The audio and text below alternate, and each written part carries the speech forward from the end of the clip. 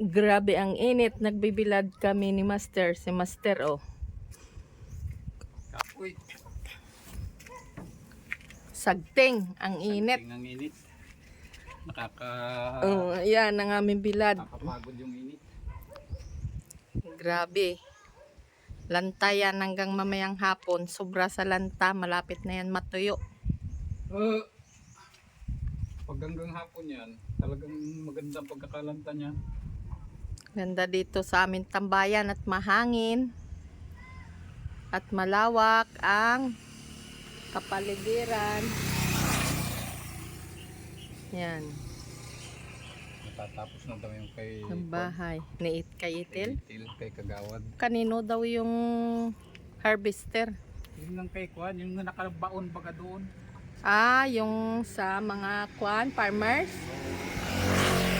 Ay, di, kay paring Miyo, tapos na rin. Yung nakaliban na dyan. Oo. Baka inuna dyan, bago doon liliban. Tawan. Kasi yung kay Kagawa dito lang ang naan dyan ng kwan ay. Ang grabing init. Ay, painit na init. Mayat maya ka nagpapainit ka pa dyan. Dyan, how? Dini ka o sa duyan at mahangin dyan ako. Kaya ako dito at tinitingnan-tingnan ko yun. Dalahin ko aring inuman. Doon ako. Si Master dyan daw.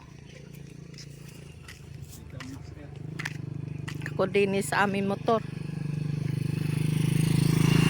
Mainit. Tahimik yung bahay ng kubo. Oh.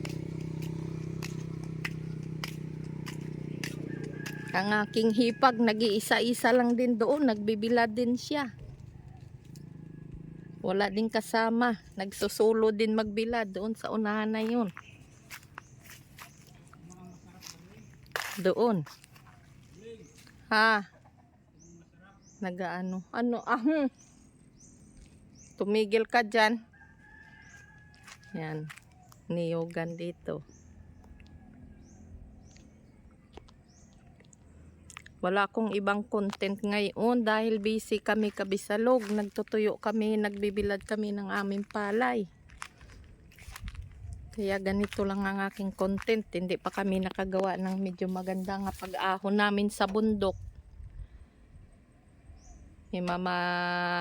Baka mga ilang araw pa. Bisitahin namin yung lupa namin sa bundok at matagal na namin yun nga hindi din nabibisita. Ang ganda dito ng bahay o tahimik.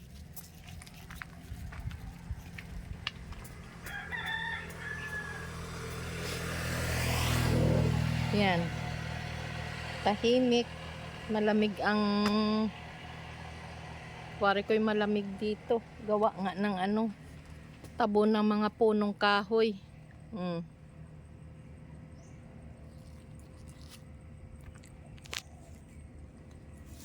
Yan, maganda. At saka naandito lang ang aming bilaran. Dito lang kami nagtatambay. Doon si Master sa aming bahay palay. At ako dito naman sa aming motor. Dito ako magtatambay ngayon. At mainit. Yan. Dito kami ngayon sa aming lagayan ng sa bahay palay namin. Kami nga mag-asawa ay naglatag ngayon at maganda ang panahon. Yan. Sana hanggang mamayang hapon para medyo matuyo namin ito ang aming palay. Yan. Kami lang ang mag-asawa dito. Nandito kami ngayon. Nagbibilad. Dito may kubo dito sa ibaba sa aming binibilaran. Walang katao-tao. Umalis sila siguro. Yan, tahimik na tahimik. Hanggang mamayang hapon kami dito na mag-asawa para magbilad nung aming palay. Patambay-tambay ako dito mag-isa. Yan. Babantay ng mga manok nga pupunta sa aming bilaran. Yan. Ang ganda ng panahon talaga. Sana mag-init hanggang mamayang hapon. At parang madali na yan matuyo pag yan ay maghapon ang bilad. Tiis at sakripisyo sa pagbibilad. Dahil ganun talaga ang buhay. Kailangan mag-sacrifice. Tayo hindi naman pwede nga basta-basta na lang tayo kakain nga hindi tayo maghihirap. Hindi tayo gagawa. Hindi tayo magtrabaho. Lahat pinaghihirapan bago tayo kumain at makahanap ng ating pangangailangan sa araw-araw. Basta sa mabuting gawa lang, wag sa kasamaan, kundi sa kabutihan galing ang ating paghihirap. Yan. Yan ay 16 sako yan ang aming pangbilad. Yan na lang ang natitira. Yan, 4 na yan hanggang doon. Hindi na ako nag-video nung una naming bilad at saka nung pangalawa. At busy kami ni Master. Yan. Dito ay pangpang.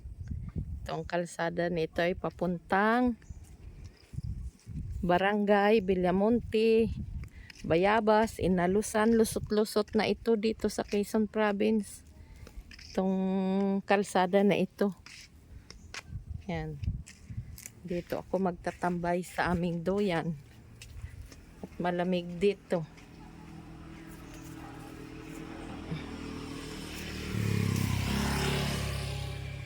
Habang nagbabantay, dito lang ako sa doyan. Kailangan namin bantayan at ang manok ay kinakaibot, kinakalat ang aming palay na aksaya. Yan. Nandito si Bisalog.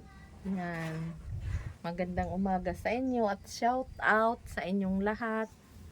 God bless at maraming salamat sa pagsusupport nyo sa amin, sa aming YouTube channel.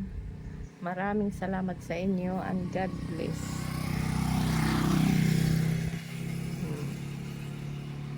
Ito naman ang ibaba. Doon papunta sa aming kubo. Yan. Yan.